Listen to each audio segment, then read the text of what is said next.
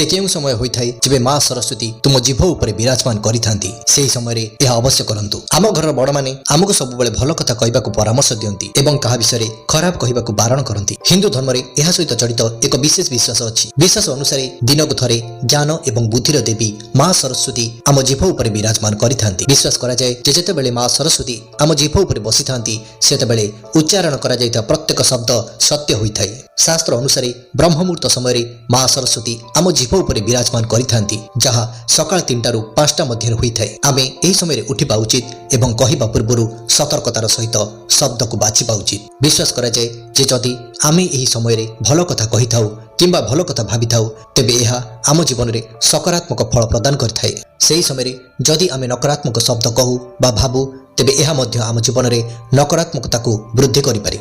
तेणु ब्रह्म मुहूर्त उठी आमे आमर कथा प्रति सचेतन रहिबा उचित एवं सकारात्मक शब्द कहिबा उचित। एहा सहित एही समय आमे आमर प्रिय देवतांक नाम जप करिबा एवं मंत्रर उच्चारण करिबा उचित। एहा व्यतीत जदि एही समय किछि कुहा जाय तेबे ता सत हेबार अधिक संभावना थाए एवं सेही कथा आम जीवन उपरे गभीर प्रभाव पकाई थाए। एही परि वीडियो पाइबा पई आमर चैनल को सब्सक्राइब करंतु।